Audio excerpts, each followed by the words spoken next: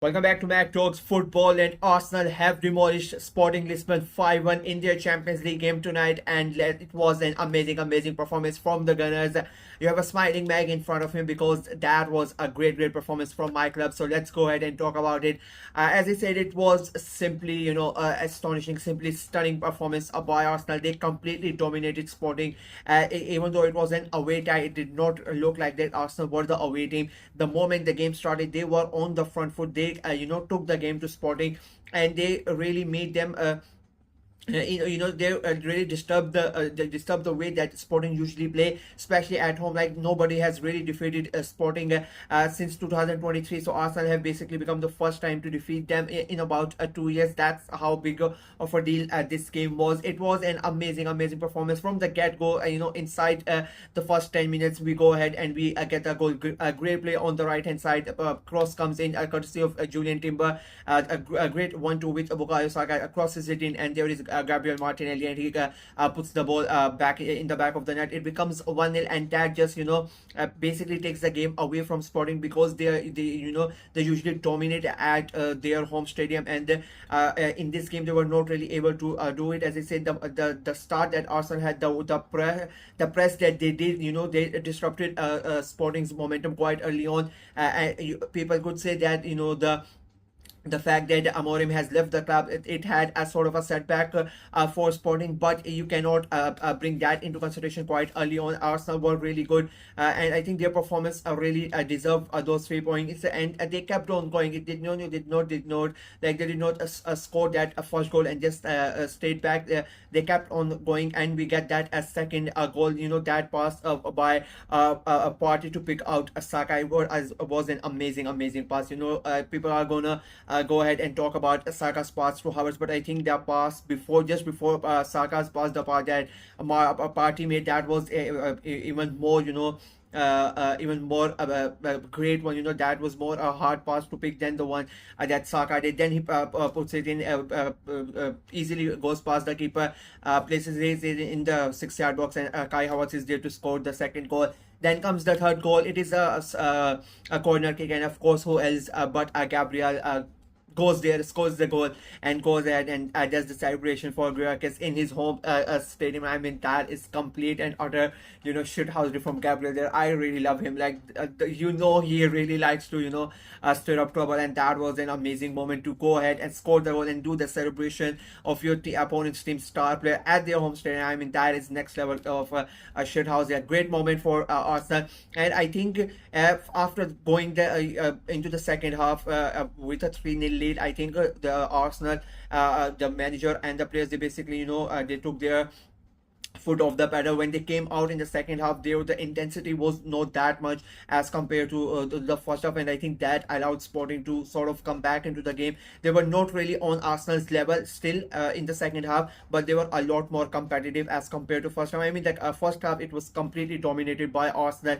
They were really good. They really did not let Sporting create much in that first half, and even when they had the ball, they were not really able to do much with it. In the second half, though, they created a good amount of chances. They got a goal as well. That goal could have been avoided, if I'm being very honest with you. Calafiori loses the man quite easily, and they get a goal back. But Arsenal, don't let it up, and they go ahead and they continue their momentum. Odegaard gets a penalty. I mean, what was that tackle in the 6-yard box? It didn't even matter if it was outside the box as well. It would have been a clear-cut foul. Saka steps up and gets that fourth goal, and in the end, Marino's goal shot is spilled by the goalkeeper, and Trossard is there to pass it home, and it makes it 5 for Arsenal.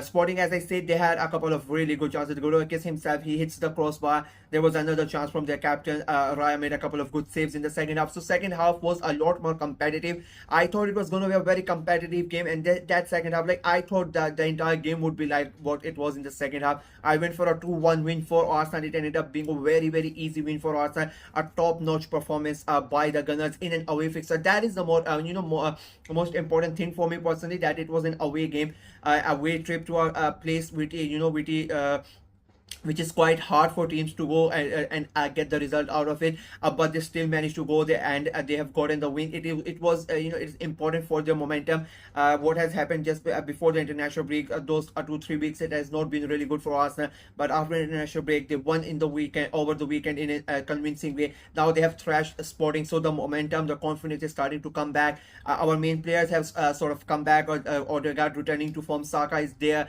we have the fullbacks now as well, so it is really looking good for them. Sporting, they have been really good in the Champions League this season. They have been amazing in the Portuguese league as well, so they would be really disappointed, and I think in a way angry as well. The fans, the players themselves, they would have not really liked what has happened to them tonight. They don't expect results like this, especially at their home ground.